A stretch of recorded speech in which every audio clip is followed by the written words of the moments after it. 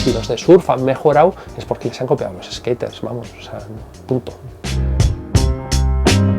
Lo cierto es que no me acuerdo muy bien cuando empecé a patinar. Sé que tenía un tío que trabajaba en el mundo del petróleo y vivía en Estados Unidos, en Houston, y me trajo una vez un patín y con ese patín empecé a patinar, y ese era un patín un poco especial porque aquí pues los chavales andaban más con Sancheskis o con patines más básicos, y este pues ya tenía un flex y tenía las ruedas de poliuretano y bueno, iba ya un poquito mejor.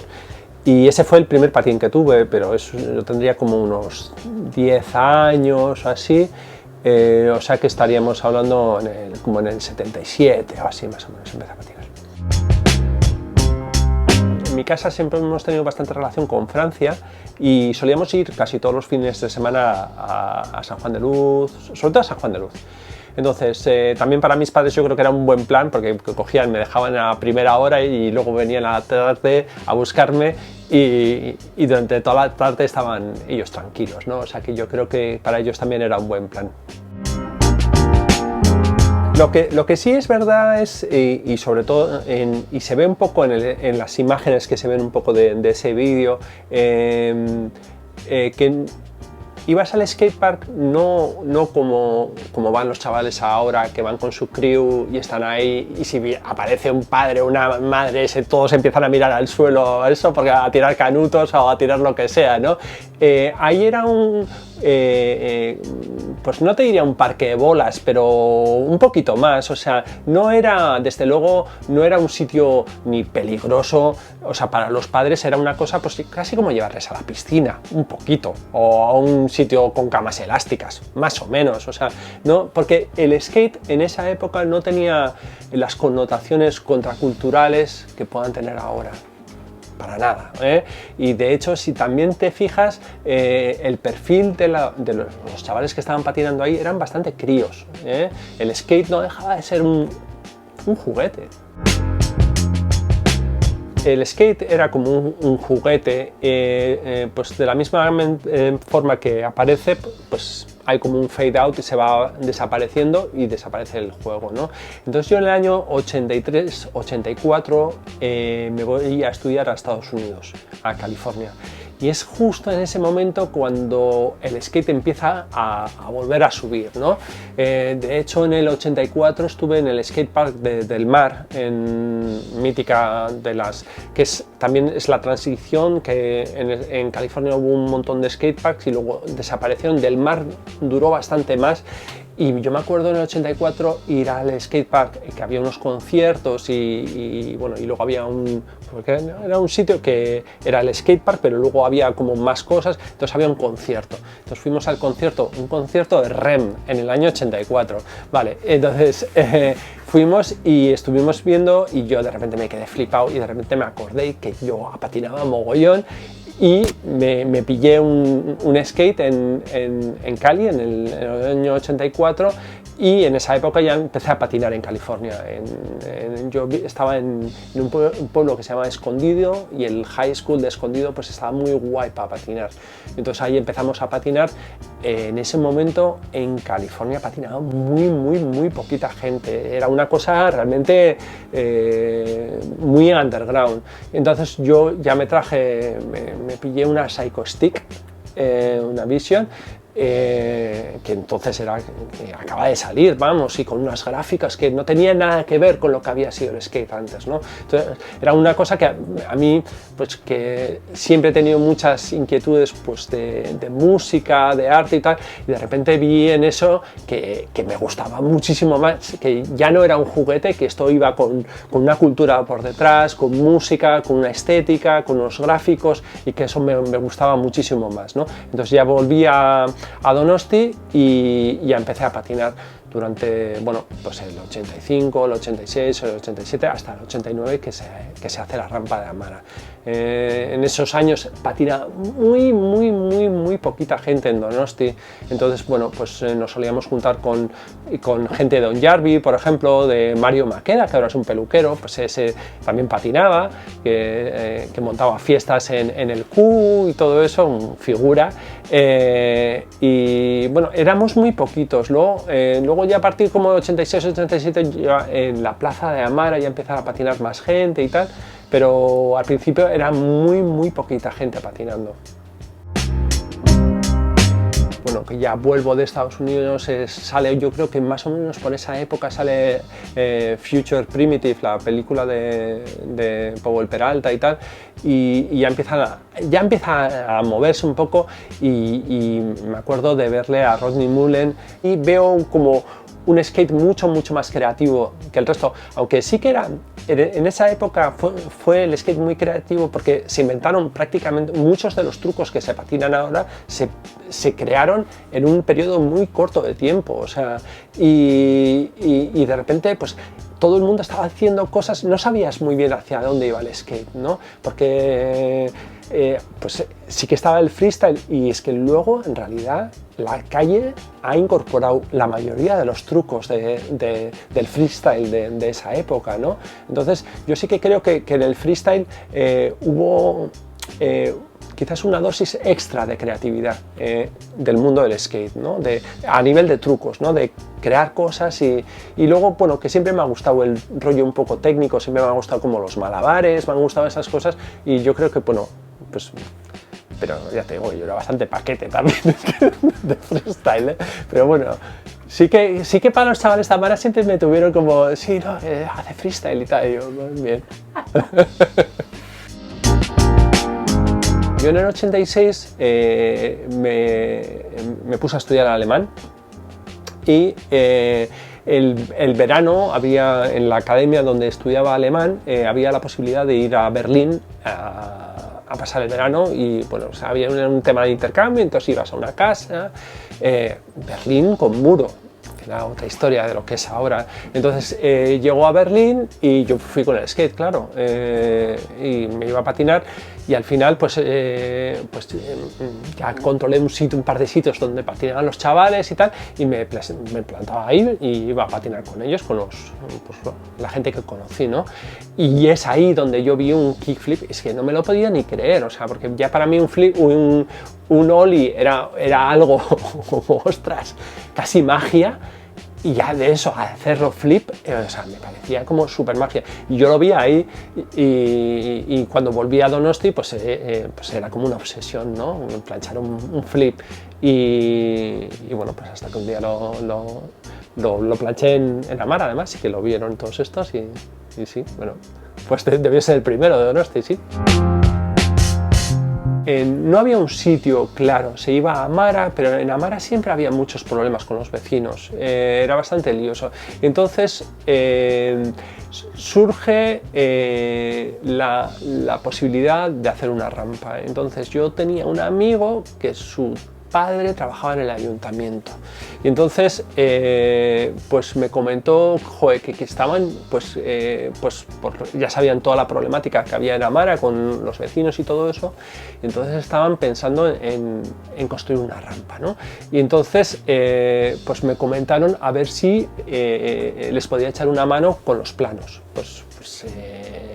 y yo no tenía experiencia, yo tenía algo de experiencia en construir rampas, pero antiguamente, de los años 70, últimos 70, que sí que nos hacíamos rampas de madera, pero esto ya era otra cosa, porque la rampa iba a ser de hormigón. Luego en realidad se construyó una de hormigón y una de madera, pero bueno, para mí me contactaron para la de hormigón. Entonces yo en esa época me compré una publicación de Thrasher, que era como construir rampas o planos de rampas o no sé qué, que lo compré en Pucas, y de ahí pues más o menos con el nivel de skate que teníamos, pues vimos una rampa que nos parecía que podía estar bien, y entonces yo les pasé, y con las especificaciones de transición, pues de vertical, de plano, de todo un poco, sacaba de los planos, y las especificaciones de coping, porque durante esos años y posteriormente más se construyeron un montón de rampas de gente que no tenía ni idea, que luego gente ya se ha especializado en construir rampas, pero durante muchos años se construyeron rampas que no servían para nada. La patata era una cosa de hormigón que no tenía ni vertical, no tenía plano, la transición era malísima, pues eso era el ejemplo típico de cómo se construían, ¿no? Pues oye, que hay un presupuesto para hacer un skatepark, ¿y cómo se hace? Ah, pues no, es una cosa como así y tal, ah, vale, venga, pues yo te lo hago, ¿no?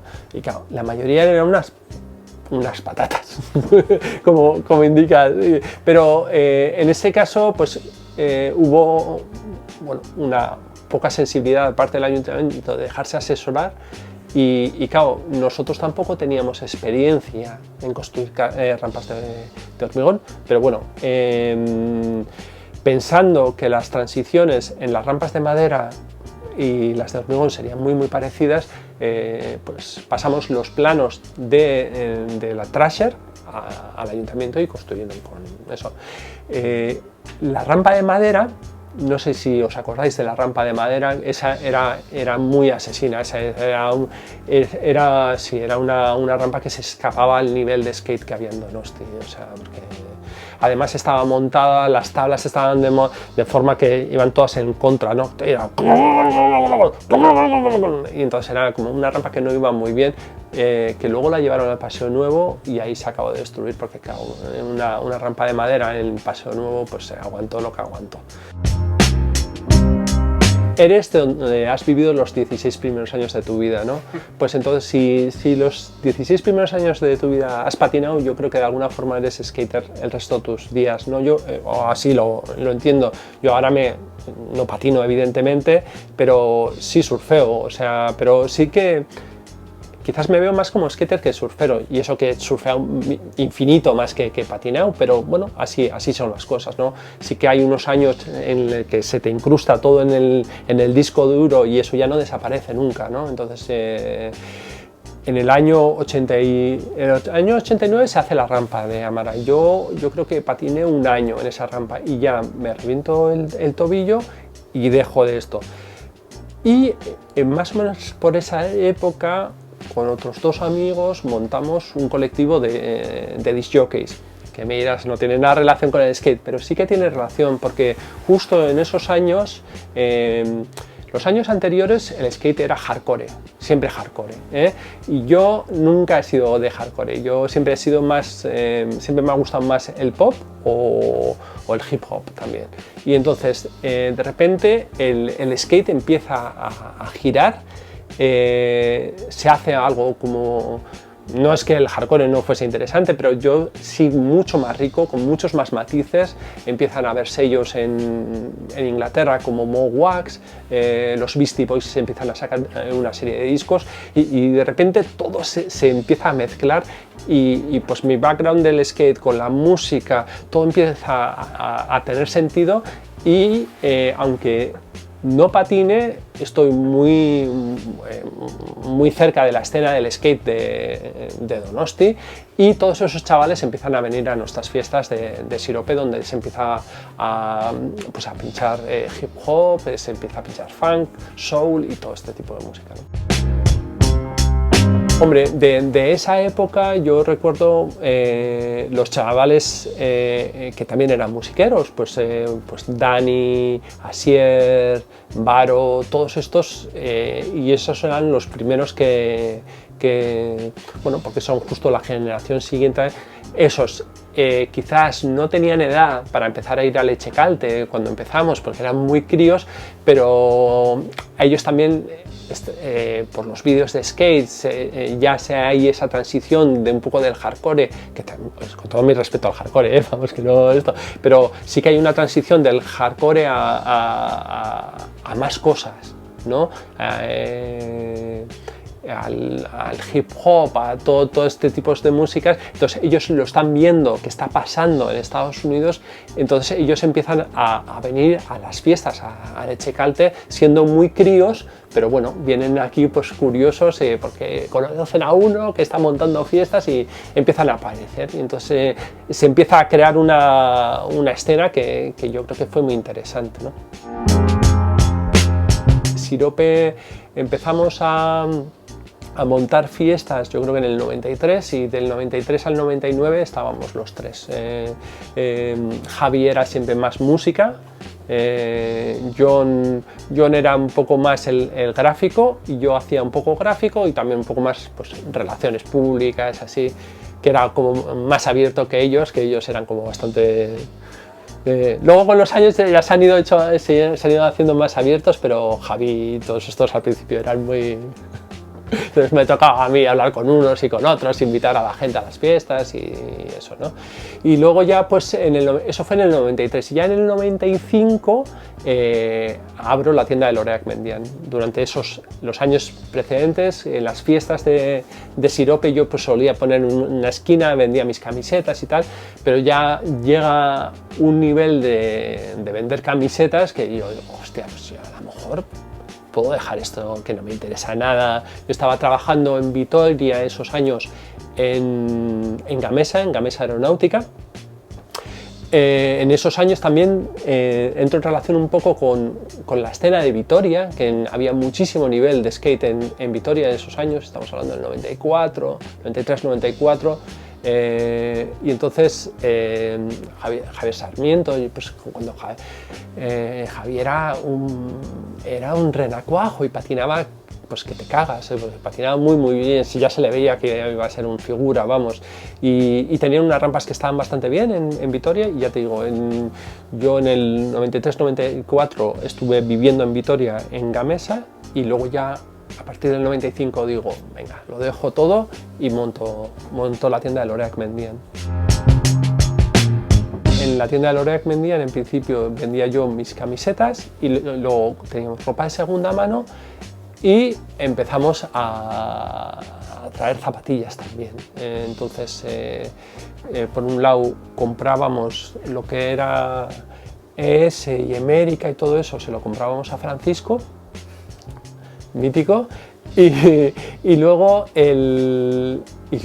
pasa una cosa que ahora te entra la risa, y es que fuimos los primeros en traer a Europa DC, las zapatillas DC, o sea, porque teníamos un amigo, Palmer Brown, que era un americano que había estado aquí, que luego montó Elwood, montó esto, entonces él estuvo aquí, estaría en el 91, 92, se vuelve a Estados Unidos y me dice, oye Xavi, que tengo aquí unos amigos que han empezado una marca de zapatillas y que mola mucho, y ¿por qué no quieres tener tú en España y tal? Y, pues bien, entonces junto Varo y Telmo Saldaña montan como una especie de distribuidora, entonces llevaban DC y llevaban una marca de skate que molaba mucho, que se llama Edward Sebastian. Y entonces, bueno, pues con esas dos cosas empezamos. No, el problema es que fue un desastre absoluto porque, pues claro, importar de Estados Unidos las zapatillas salían súper caras, y bueno, no se podía hacer, vamos. Pero bueno, que ahí está la anécdota de que fuimos los primeros, que yo estoy seguro que sería en Europa, porque era cuando DC era realmente muy pequeño. La distribuidora en realidad la montaba Varo con Telmo. Y también es en los años en que Varo le expulsan de Estados Unidos, que ya no puede volver, o sea, era un disparate todo pero bueno, ahí estaban y sí, empezamos a vender, porque Loreac en realidad nunca fue una tienda de skate y yo tenía como un poco de reparo con lo de montar una tienda de skate, porque o sea, yo entendía que había que hacerlo bien o no hacerlo, ¿no? Y entonces pues tuve como muchos reparos al final, porque nosotros vendíamos ropa, pero también vendíamos música, entonces tampoco quería hacer como un super bazar de que hubiese de todo, ¿no? Entonces sí que hubo unos años, pero luego ya dejamos de tener. Lo que luego sí que tuvimos algo, que es que yo siempre he sido, unas marcas que siempre he sido muy fan de ellas y que luego desaparecieron y ya no esto, es Drawers, que siempre he sido súper fan de esa marca, y DAP. Esas dos marcas que eso también teníamos en la tienda, que eso lo comprábamos en Zaragoza, en Unity. Cuando empezamos con Loreac, que vendía las camisetas de Loreac, pero luego también iba a Londres, cada 6 meses iba a Londres y compraba una serie de marcas en Londres, ¿no?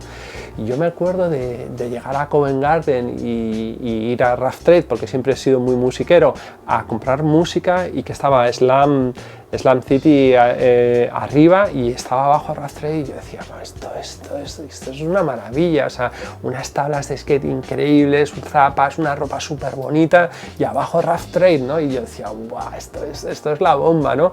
Y bueno, pues de alguna forma, y salvando la distancia, porque no era así para nada, pero sí que por lo menos hubo una voluntad de hacer algo propio, ¿no? Y tampoco copiar exactamente ese modelo, sino hacerlo un poco nuestro. Rough Trade era pues quizás música indie, aunque en esos años pues cuando salieron sellos como Mo Wax, como Ninja Tune y todo eso, ya se estaba abriendo mucho a la música electrónica y al jungle y un montón de música que estaba saliendo. Quizás nosotros lo hicimos pues salvando pues más en nuestro mundo, ¿no? Y teníamos, por un lado teníamos Sirope, luego estaba la tienda, se creó una escena bastante interesante, yo creo que es, y fue desde luego referente en el estado seguro, vamos, o sea, porque por Echecalte han pasado mucha gente a pinchar, y eran de los disc jockeys que lo estaban petando en Madrid, que lo estaban petando en Barcelona, y venían a Donosti y decían, no, esta escena no hay ahí, o sea que durante unos años sí que creo que fuimos un poco adelantados. Pero bueno, ya te digo que no llegamos a inventar nada, todo eso ya estaba pasando en Londres, estaba pasando en Nueva York. Sí que es verdad que no había acceso a la información que hay ahora, ¿no? Sí, claro. Ay, se me había olvidado totalmente. Sí. A ver, yo siempre he sido muy liante y siempre me ha gustado dar oportunidades que a mí no me han dado. O sea, bueno, no me han dado no porque no me hayan dado, sino no se ha dado la circunstancia. Pero sí que me gusta, y en este proyecto igual, en Santa Clara ahora mismo, o sea, me gusta dejar el espacio a chavales nuevos que están empezando y que eso. Entonces, joder, yo les veía que yo no tenía, no estaba para montar una, y entonces dije, bueno, pues a lo mejor estos pueden montar. Lo que pasa es que al final no pasó nada, pero sí, siempre me ha gustado, y creo, además la tienda de Lorea que vendían era un local grande, o sea, que había sitio, estaban los discos, estaba la ropa. En un principio había un taller de serigrafía atrás, que luego se quitó, y entonces la tienda se hizo todavía más grande, entonces había sitio para hacer cosas. También hice graffiti, pero era muy malo, y entonces yo, o sea, la margarita, lo de la sudadera, eso era un tag, era mi tag, vamos, o sea, yo pintaba en los baños con Rotu, ponía eso. Lo que pasa es que luego ya llegaron Miquel y Juan Contraola, y estos ya llevaron eran grafiteros, sabían hacer graffiti, vamos, yo era nada, no tenía ni idea, no. Sí, bueno, yo le conozco a Jimmy un poco a través de Francisco, bueno, de la escena de Colón, que yo solía ir a Madrid y me encuentro una escena de skate que es súper interesante. Años en que en Madrid también, ya más por la música, joder, también hay mucho movimiento, está el Wally High, o sea, hay una serie de bares que están muy guay, y empieza a haber como una escena bastante interesante. Entonces yo,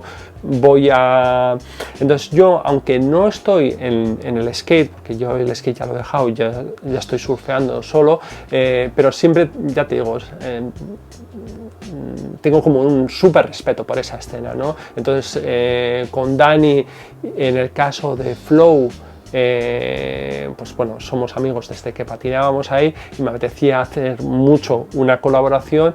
Y en el caso de Jimmy, pues también son amigos que están en Madrid, y bueno, pues vamos haciendo cosas juntas. O sea, no responde a una estrategia de marketing, porque Lorea que está en otro sitio, pero es más como gustos personales míos, que bueno, pues vengo de ahí, y bueno, todavía hay un pozo, y luego al final, aunque yo soy mucho más surfista que skater, el skate siempre ha sido mucho más guay que el surf. O sea, eso es, o sea, al final el skate es mucho más urbano, y entonces se mezcla con muchísimas más cosas. Los surferos pues están más en la naturaleza y el rollo es diferente.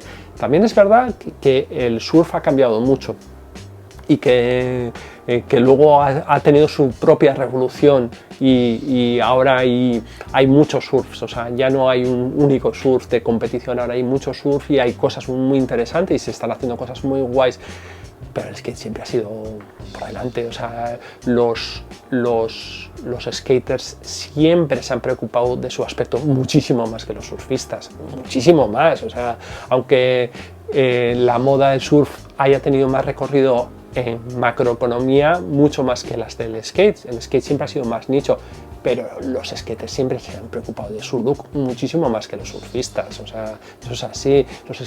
Los vídeos de skate, la música es muchísimo mejor, está editado muchísimo mejor, y si los de surf han mejorado es porque les han copiado los skaters, vamos, o sea, punto.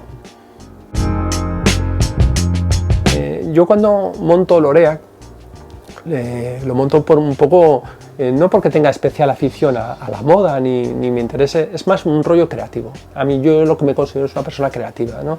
Entonces ya llevaba más de 20 años trabajando en Loreac, veía que no podía dejarlo porque estaba ahí y si lo dejaba pensaba ¿qué es esto? Pero tengo como una crisis súper fuerte, digo, estoy hasta los huevos de esto, dice, esto no. Y entonces de repente surge una alineación astral en la que tengo un hijo que está estudiando en Estados Unidos, en mi familia están todos más o menos bien, no depende nadie de mí, y una prima mía se va a vivir a Senegal. Y entonces me dice, oye, joder, ¿qué podemos hacer aquí? Y entonces yo le digo, pues fui a Senegal a ver, porque ella dispone de unos terrenos que no son los mejores, es un sitio más o menos turístico, pero estos terrenos son peores. Pero tiene de bueno que está en una aldea que es África puro. O sea, normalmente todos los turistas que van a Senegal están en su resort y lo que es Senegal no lo viven para nada. Y entonces yo veo que eso tiene un potencial muy grande, ¿no? Y habiendo estado pues tantos años trabajando en un curro creativo en el que he estado en contacto con mucha gente muy creativa, que tengo una agenda buena de que puedo llamar a gente para hacer colaboraciones, para hacer cosas, digo, oye, ¿por qué no montamos un centro cultural en un pueblo de 700 habitantes? O sea, que es una cosa pero muy loca, porque hay que pensar que en Senegal la cultura está en Dakar, y si no, la cultura es para los turistas que van, pero para el pueblo hay poco, ¿eh? Entonces le digo, ¿por qué no hacemos un intercambio entre que traigamos artistas, que luego artistas locales puedan, a gente que vaya ahí también, que la cultura se convierta en una forma de crear relaciones, ¿no? De alguna forma, ¿no? Y entonces, bueno, pues me voy, ya te digo que está mi hijo en Estados Unidos, mi familia está bien, entonces les digo a mis socios de Lorea que les digo, oye, me voy 6 meses a África. Y ahí me fui a Senegal con mi prima Mariana y a construir el centro cultural, que yo por otro lado nunca había construido una casa, entonces para mí también fue como un reto muy importante. Y ahí fuimos, y entonces lo que parecía como un disparate de montar un centro cultural en un pueblito así y que viniese gente pues como Laura Peseta o que viniese Quepacero o que viniese eso, lo que parecía que era una ida de olla, pues con los años pues lo hicimos y pues acaba de publicarse en el Surfer Journal, que es como la Biblia del surf, un reportaje en el que pues que Pacero con Denga Dauskas se van a ir a pasar unos días, o sea, y realmente pues ha sido un éxito. Absolutamente. Santa Clara es un proyecto. A ver, yo cuando me desligo un poco de Lorea, vendo mi parte y me monto en esto, o sea, tengo, digamos, una hoja en blanco y digo, ¿qué quiero hacer ahora?, ¿no?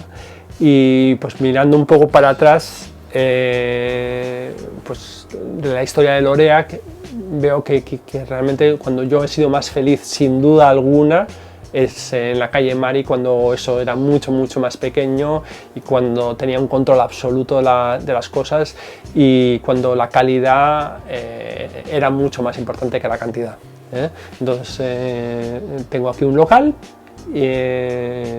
Sigo teniendo muchos amigos, gente muy creativa por todo el mundo, y entonces digo, pues voy a montar una galería, una tienda galería, y esa es un poco la idea. No tengo ninguna prisa, tengo ganas de hacer cosas muy chulas, hacer expos muy potentes. Lo que digo siempre, inspirarme e inspirar a la gente, traer gente de fuera, pero también dejarles a un sitio aquí a los chavales de la gente que está haciendo cosas pues en la playa, o tú mismo, si quieres presentar un vídeo aquí, estaría encantado de presentar aquí algo, vamos, o sea, me parece como un espacio, como, pues eso, para compartir, para dar y recibir. Yo reivindico 100% la tienda, o sea, la tienda como un espacio para conocer, para descubrir. Yo tengo recuerdos de ir andando por Londres y de repente caer en una tienda y decir, hostia, esto es el centro del mundo, o sea, es que está todo lo que veo aquí me gusta, y estar con el dependiente y que el dependiente pues me diga un sitio bueno para ir a tomar una hamburguesa o para tomarme una cerveza, ¿no? Y creo totalmente en eso. El problema del comercio es que yo soy súper crítico, y cuando se dice, no, el comercio local, el problema no es que sea local o que sea una cadena, para mí tiene que ser bueno. Y si no es bueno, ya puede ser todo lo local que quieras, que no sirve para nada. O sea, tú si no ofreces algo mejor, ya no solo en producto, en servicio, que conocer, cuando llega Marisol a la tienda, decir, buenos días Marisol, ¿qué tal estás? Ese tipo de detalles, es que si no tienes eso, no es porque o sea, no tenemos que preservar algo porque sea local, ¿no?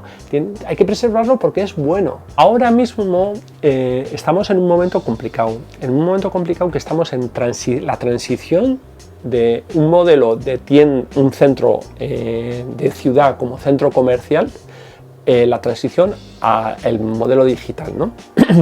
Entonces, claro, mantenemos del modelo anterior los alquileres, los precios de los alquileres. Entonces, claro, yo sí que creo que hay sitio para las tiendas, pero la rentabilidad no estoy tan seguro. Entonces, lo que estoy diciendo yo pasa porque los alquileres de los locales tienen que bajar. No pueden ser tan caros. Siendo tan caros es que estás abocado a vender un modelo de venta que es el que no se complementa con el de Internet, es el que se pega con Internet. O sea, si tú vas a precio, en Internet siempre va. Entonces, la tienda tiene que dar más servicio y menos venta, tiene que ser algo más de imagen.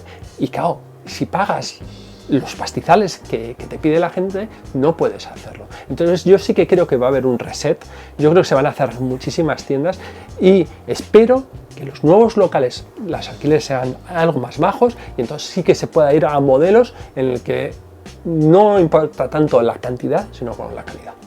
En Internet no es solo abrir una tienda y vas a vender. Para mí es fundamental que haya un espacio físico que le dé el crédito a la tienda digital. O sea, si no tienes una historia que contar, si no está esta tienda, si no hay una expo ya hecha, vale, abres una tienda online, pero es que no vas a vender nada. Otro más. Sí. Entonces, yo creo, incluso como origen de historias para luego que se vender en Internet, la tienda física también funciona. Pero entonces ahí se crea un nuevo escenario en el que la ubicación ya deja de ser tan importante. Porque si tú lo que quieres crear es una cosa interesante, no tienes que estar en el centro de San Sebastián, o no tienes que estar en el centro de Bilbao o en el de Madrid, que sabes que el alquiler es muy caro. Entonces yo creo que van a cambiar un poco el escenario, creo yo. No, o sea, con la escena es que no tengo relación ahora, pero bueno, siempre me gusta mirar cómo ha cambiado también la escena, cómo ha cambiado. al final ha cambiado la sociedad, porque el otro día estaba pasando, bueno, te vi el otro día delante de los cubos así, y me llama la atención pues que de los que estaban patinando, pues había pues, unos cuantos negros, había unos cuantos latinos, unas cuantas chicas, o sea, que ha cambiado la sociedad y bueno, eso siempre me parece interesante, pero no sigo la... Yo siempre he hecho un poco en falta todo lo que fue virtud en el skate, lo he hecho un poco en falta, en el sentido de que todo ese punto creativo, yo creo que las grandes marcas, las multinacionales, yo creo que las multinacionales han hecho mucho daño al skate. Nike, Adidas, todas esas marcas han hecho mal, porque el skate creó un ecosistema propio con marcas pequeñas y que me parecía súper interesante. Todo eso ha derivado en atletas, que le ha pasado un poco al surf también, y es una pena, porque los skaters han sido siempre todo menos atletas, vamos, o sea, y ese modelo que ha venido de... Bueno, pues de la forma de trabajar pues de Nike o de Adidas o de esas marcas grandes, yo creo que los skaters han abrazado a esas multinacionales porque les gustaba su estilo y tal, pero el balance es negativo, yo creo que es muy negativo. Quizás el skate se debería fijar un poco en el surf para no hacer lo que han hecho en el surf, o sea, que han quedado todo en manos de unas marcas que ya no representan para nada, que no hacen soñar para nada, que no tienen, bueno, y que están todas patas arriba, porque todas las empresas de surf están patas arriba, porque es que eso ya no hacen soñar a los chavales, o sea... de skate... Joder, pues es que yo me he quedado un poco viejuno ya con el skate. Yo era muy fan de Forestar. Bueno, luego también The Girl, todo eso también me pareció como muy potente. Yo me acuerdo de estar con los The Girl en Costa Mesa, era, por California, estuvimos con ellos y tal. Joder, gente muy guay. Ir a todas las gráficas y todo el gráfico que hizo Evan Aycox con chocolate, con toda esa movida me parecía súper creativa, súper interesante. Me llama mucho la atención, pero no sé si me parece bien o mal, me llama mucho la atención el papel de Virgil Abloh, bueno, pues lo que ha hecho con Louis Vuitton, con la zapatilla de skate, que de repente se rompen ya todos los muros, ¿no? O sea, ya no hay muros, ya no hay surf, skate, lujo, moda, es todo lo mismo, todo vale. Ya la lió porque, bueno, él fue el artífice de la colaboración de Supreme con Louis Vuitton, pero ya cuando Louis Vuitton saca un pro model de skate, dices, ¡ole! Hombre, yo creo que desde el underground, es que tiene que ser underground y tiene que ser libertad creativa y tiene que ser así, o sea, o no ser, vamos, o sea, desde luego el futuro no puede estar en Nike, ni en Adidas, pero te diría ni en Vans, vamos, o sea, yo creo que nicho, los chavales haciéndose unas camisetas para ellos. Ahora, por ejemplo, también es muy interesante la figura de Hart aquí, ¿no? Que te puedas hacer casi tu marquita, un poco de tus tablas y todo eso, me parece súper interesante. Pero hay muchas oportunidades, pero tienes que decir algo. Ahí me des una caña, ¿eh?